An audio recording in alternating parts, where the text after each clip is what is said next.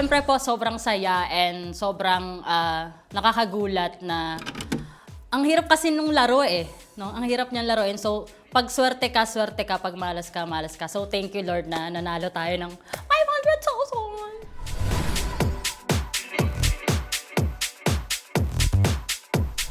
500,000. Siyempre, family first, so ibibigay ko siya sa mga magulang ko. At yun nga yung sinabi ko nung una, ayan.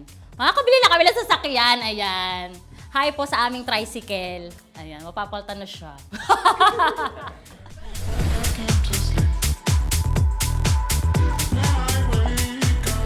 Kasi 'di ba napanood ko yung mga unang mga laro, sabi nila, lucky number nila 'yon, lucky number nila 'to. So hindi muna ako naniwala do sa mga lucky number, birthday. Sabi ko parang malas naman.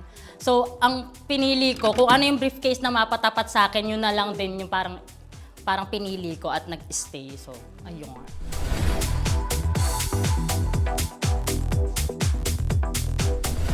Ayan, sa mga kapwa ko Lucky Stars, mag-enjoy lang sa laro. Kumain ng saging ngayon para may energy so, sa paglalaro.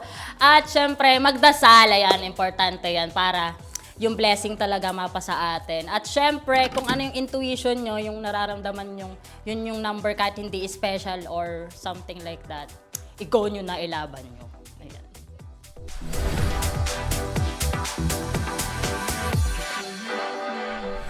Yung 18 kasi, yun yung unang briefcase ko mismo.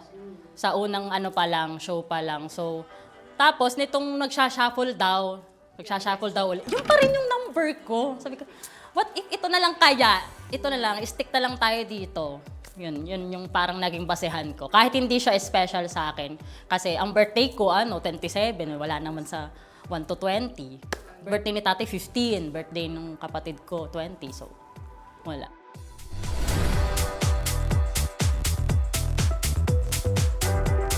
I think babae ang mag-uuwi ng 1 million, pero hindi ko pa siya masabi kung sino eh. Pero I think babae siya.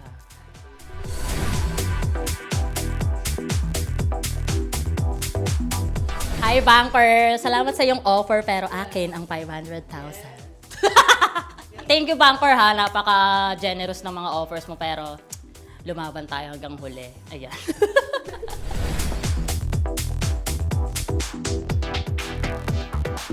I think ang naging lucky charm ko yung color ko ngayon kasi talagang yellow talaga. Tapos pinagawa ko pa to, banana, yung damit ko. Ayan, thank you so much, Ian. Hi, Ian. Ayan, siya nagawa nito, yung tag-designer namin sa Quezon.